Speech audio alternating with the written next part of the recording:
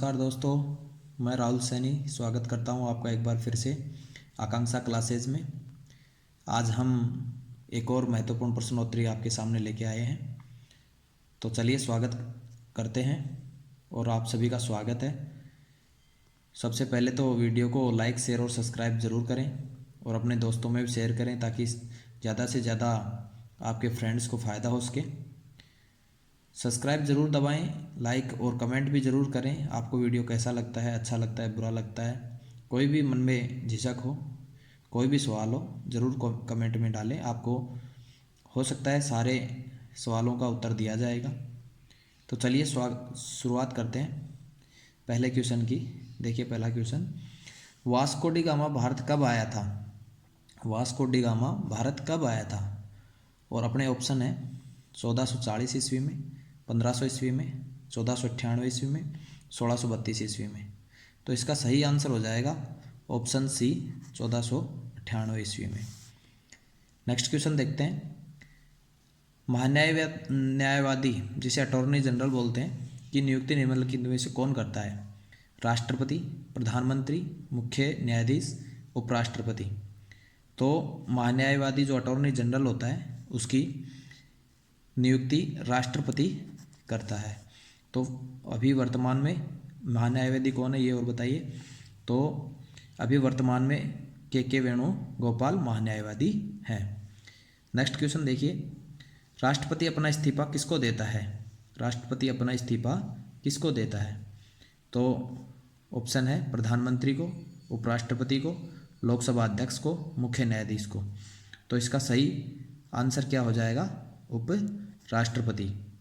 उपराष्ट्रपति इसका सही आंसर हो जाएगा। राष्ट्रपति अपना इस्तीफा उपराष्ट्रपति को देता है।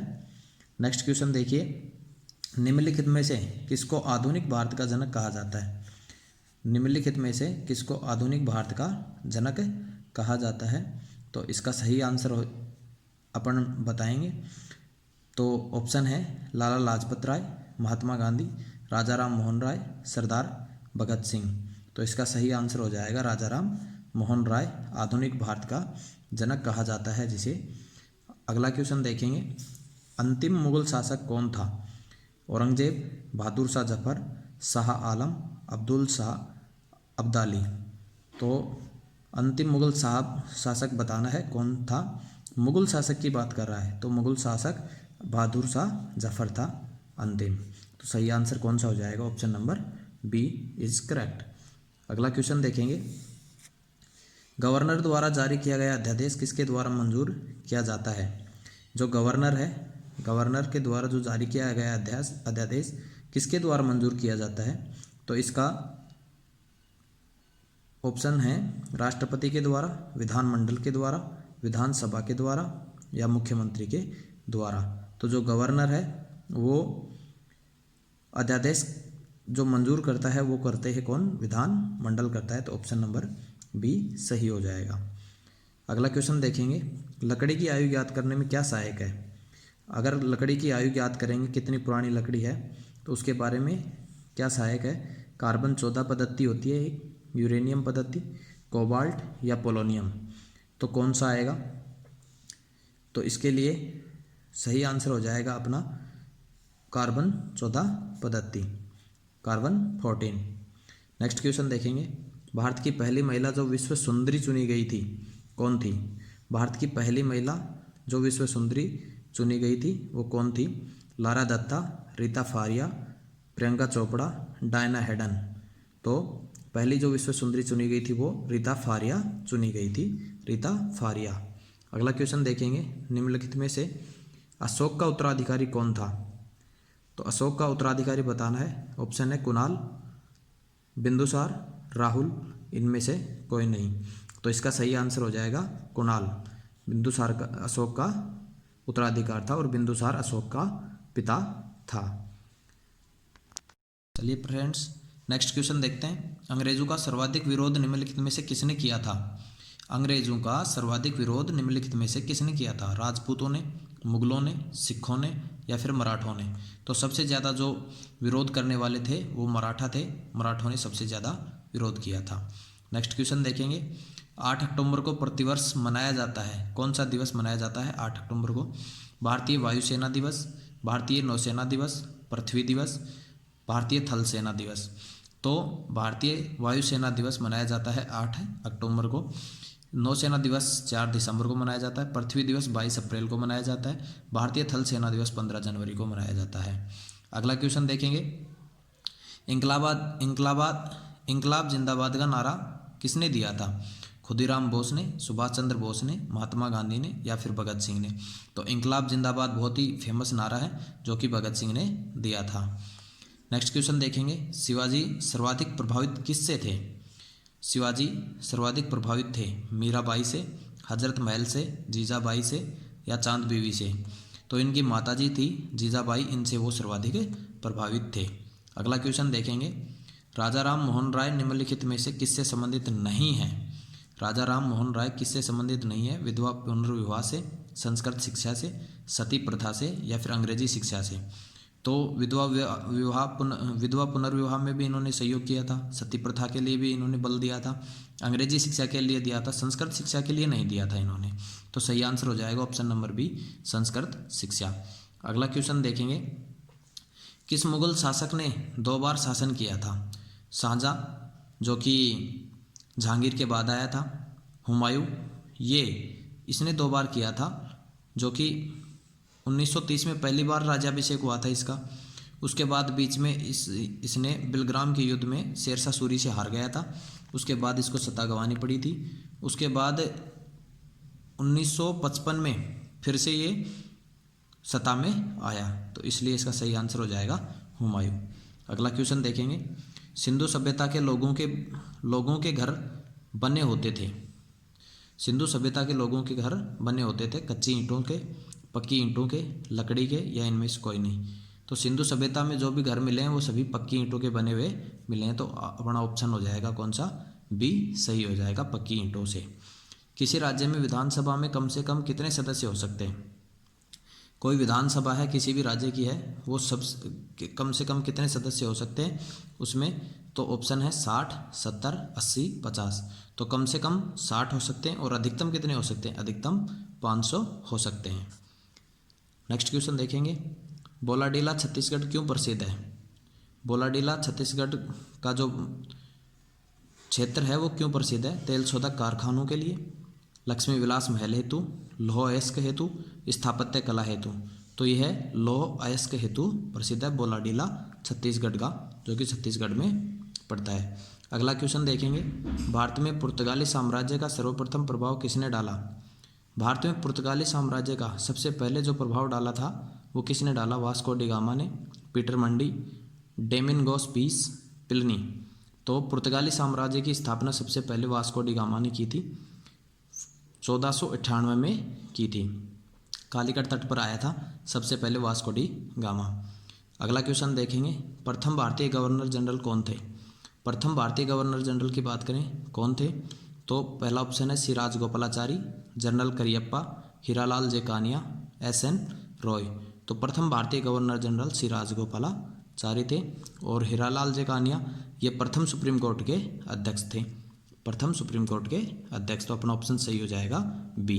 ये फ्रेंड्स अगला क्वेश्चन देखते हैं, सबसे छोटा कण जिसमें उस तत्व के सभी गुण विद्यमान हो, ये वर्तमान नहीं विद्यमान है, विद्यमान हो, सबसे छोटा कण बताना है अपने को। परमाणु, अणु, यौगिक, इनमें से कोई नहीं? तो अपना सही आंसर हो जाएगा अणु, जो कि सबसे छोटा कण होता है जिसमें उस तत्व के सभी गुण विद्यमान होते हैं। नेक्स्ट क्वेश्चन देखेंगे, किसी द्रव को उसके क्वथनांक से पूर्व उसके वाष्प में बदलने की प्रक्रिया को क्या कहते हैं? किसी द्रव को उसके क्वथनांक से पूर्व उसके वाष्प में बदलने की प्रक्रिया को क्या कहते हैं? वाष्पीकरण, संघनन, हिमीकरण, इनमें से कोई नहीं? तो सही आंसर हो जाएगा वाष्पीकरण, वाष्पीकरण। अगला क्वेश्चन देखेंगे, तत्व और यौगिकों के अणुओं को किसके द्वारा दर्शाया जा सकता है? तत्व और यौगिकों के अणुओं को किसके द्वारा दर्शाया जा सकता है? रासायनिक सूत्र द्वारा, इलेक्ट्रॉन की मौजूदगी द्वारा, न्यूट्रॉन की मौजूदगी द्वारा, इनमें से कोई नहीं? तो सही आंसर हो जाएगा रासायनिक सूत्र के द्वारा, उनके जो तत्व और यौगिक हैं उनके अणुओं को हम दर्शा सकते हैं। अगला क्वेश्चन देखेंगे, क्वेश्चन नंबर 24, विद्युत रूप से परमाणु क्या है? जो विद्युत रूप है वो परमाणु, उस रूप से परमाणु क्या है, उदासीन है, पॉजिटिव रूप से आवेशित होता है, नेगेटिव रूप से आवेशित होता है, इनमें से कोई नहीं। तो परमाणु है वो विद्युत रूप से उदासीन होता है। ऑप्शन नंबर 1 सही हो जाएगा अपना। क्वेश्चन नंबर अगला देखेंगे 25। रडार का उपयोग किसके लिए किया जाता है? सौर विकिरण का पता लगाने के लिए, जहाज़ों, वायुयानों आदि को ढूंढना एवं मार्ग निर्देश करने के लिए, ग्रहों को देखने के लिए, भूकंपों की तीव्रता पता करने के लिए। तो रडार जहाज़ों, वायुयानों आदि को ढूंढने और मार्ग निर्देश करने के लिए काम में लिए जाते हैं। तो अपना ऑप्शन हो जाएगा कौन सा? बी सही। नेक्स्ट क्वेश्चन देखिए, शुष्क बर्फ किससे तैयार की जाती है? शुष्क बर्फ तैयार की जाती है किससे? कार्बन डाइऑक्साइड, नाइट्रोजन, ऑक्सीजन या इनमें से कोई नहीं। तो शुष्क बर्फ ठोस कार्बन डाइऑक्साइड होती है, अपने को पता है। तो ऑप्शन नंबर हो जाएगा अपना 1 सही, जो कि CO2 से बनाई जाती है शुष्क बर्फ। अगला क्वेश्चन देखेंगे सॉरी। चुंबकीय कंपास की सुई किस ओर इंगित करती है? कंपास हमेशा किस ओर ठहरता है? तो चुंबकीय उत्तर, चुंबकीय दक्षिण, चुंबकीय उत्तर व चुंबकीय दक्षिण या इनमें से कोई नहीं। तो एक दिशा में नहीं आएगा, कोई सी भी दिशा में नहीं आएगा, दोनों में आएगा।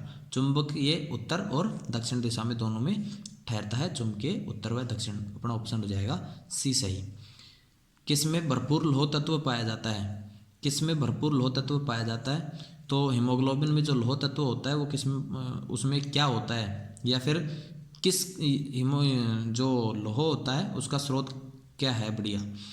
तो नारंगी, अंडे, हरी सब्जियां, दूध।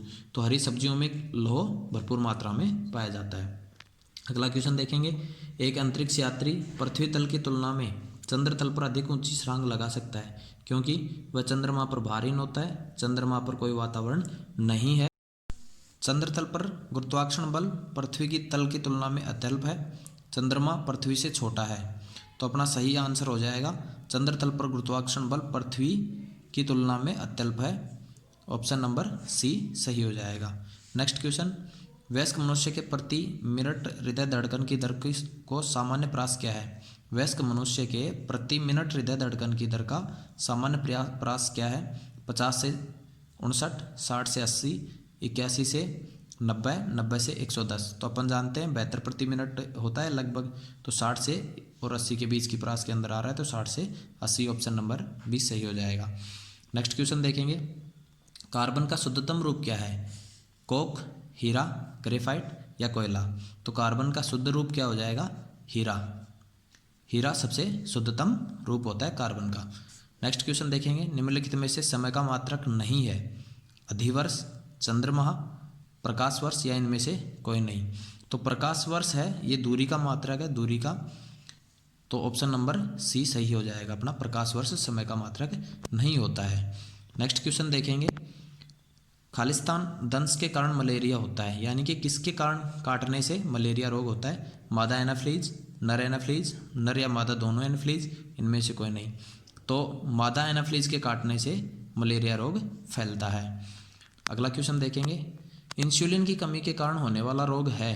इंसुलिन की कमी से कौन सा रोग होता है? बेरी, डायबिटीज, कैंसर या एनीमिया? तो इंसुलिन की कमी से डायबिटीज रोग होता है, मधुमेह रोग होता है।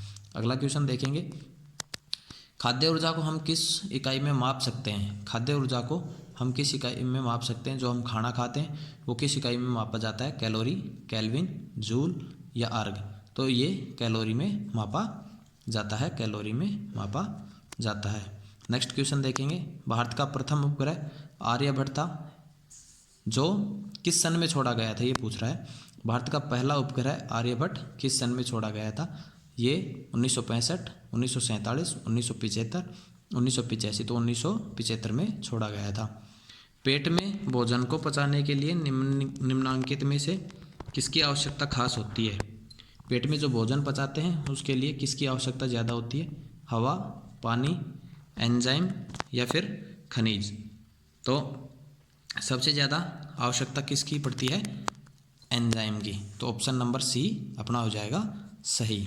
निम्नलिखित में से कौन सा रक्त समूह सार्वत्रिक आदाता है? एक तो होता है आदाता जो कि ग्राही होता है, और एक होता है प्रादाता जो कि देने वाला होता है। तो ए, बी, ओ या ए बी, तो ऑप्शन नंबर डी हो जाएगा आदाता।